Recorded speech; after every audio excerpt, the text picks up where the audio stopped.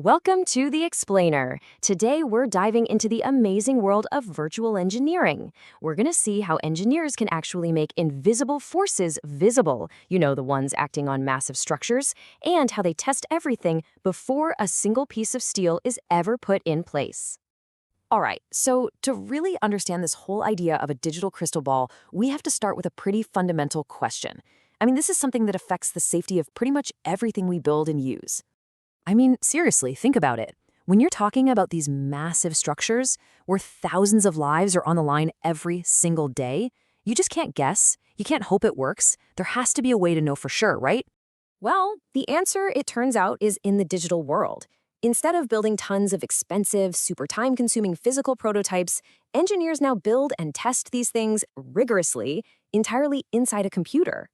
And they do this using an incredibly powerful technique called finite element analysis, or you'll hear it called FEA.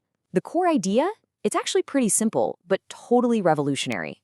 You take a massive, complex object and digitally slice it up into thousands, sometimes millions of tiny, simple little pieces. By doing that, the computer can then calculate how forces like gravity or pressure affect the entire design, but it does it one tiny little piece at a time. Now, for the really difficult, super complex problems, engineers have to turn to the legendary tools of the trade. And one of the most powerful and long-lasting names in this game is a program called ADINA. So, ADINA's legacy goes way, way back to the 1970s. It was created by a true pioneer in the field. But here's the thing. It's not some dusty old relic. It has been constantly developed and improved over decades, evolving to handle these incredibly complex problems that other programs might just choke on. So, what's its secret weapon? What makes ADINA so special? Well, it all comes down to its incredible ability to simulate the nonlinear chaos of the real world. Okay, I know, nonlinear. What does that even mean? Okay, let's break it down. Think of it like this. In a super simple world, if you push something with 1 pound of force, it moves 1 inch. Push with 2 pounds, it moves 2 inches. See, it's a straight line. That's linear. But the real world, it's messy, right? Materials like plastic can bend and stay bent. In a car crash, the movements are massive and totally chaotic. And you've got parts slamming into each other, making and breaking contact. That's nonlinear. And that's exactly what ADINA is a master at figuring out. To really get a feel for how this works, let's walk through a simplified example. We're going to build a 3-story concrete structure completely from scratch, all inside ADINA. You'll see the process is actually super logical, kind of like a real building project. We start with the big picture, the blueprint, and then we drill down into the nitty-gritty details, materials, forces, all that stuff. So let's break it down. Okay, so it all starts with a pretty simple 3D drawing. The engineer literally just defines points in space, connects them with lines, boom, you've got your first column. Then they can copy that column to build out a frame. For the floors, they draw a line and then extrude it, basically just stretching it out to create a surface. And that becomes the floor slab. All right, now for a really crucial step. A digital shape is totally useless if the computer doesn't know what it's made of. So here the model gets told, hey, you're made of concrete. And that means giving it all the properties of concrete, its density and its specific Young's modulus, which is just a fancy science term for how stiff it is. Once the computer has that info, it knows exactly how this material is supposed to act when you put it under stress. And here's where that whole finite element analysis thing comes back into play. The entire structure, every single column, every floor slab, gets broken down into a fine grid, or what engineers call a mesh of smaller pieces. This is like the digital skeleton that lets the software do all the heavy lifting and calculate the forces across the entire building. Okay, so our virtual building is built, it's all meshed out, now it's time for the moment of truth.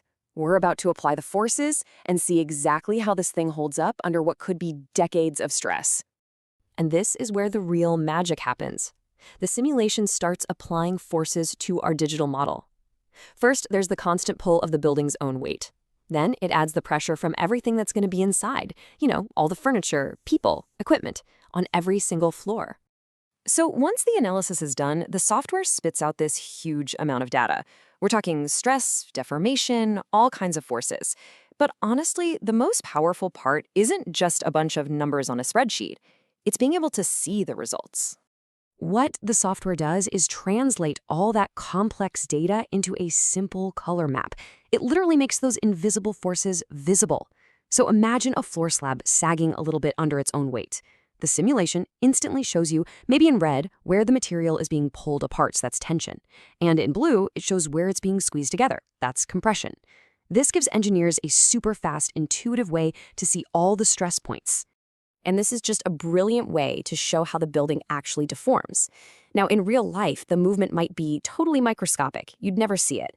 But by exaggerating how much it moves, sometimes by like 1,000 times, engineers can instantly see the exact pattern of how the structure is bending and flexing under all that pressure. But here's the bottom line. You get hard data. The simulation can tell you that, hey, under its own weight, the most the structure is going to sag is just under 2 millimeters. And with that number, engineers can check it against building codes and safety limits to make absolutely sure the design is solid. Okay, so after all this digital construction and analysis, what's the big payoff in the real world? I mean, what does this power of prediction really get us? Well, ultimately, it's about certainty. It all comes down to being able to check and, as one source put it, make sure that we have applied everything as intended.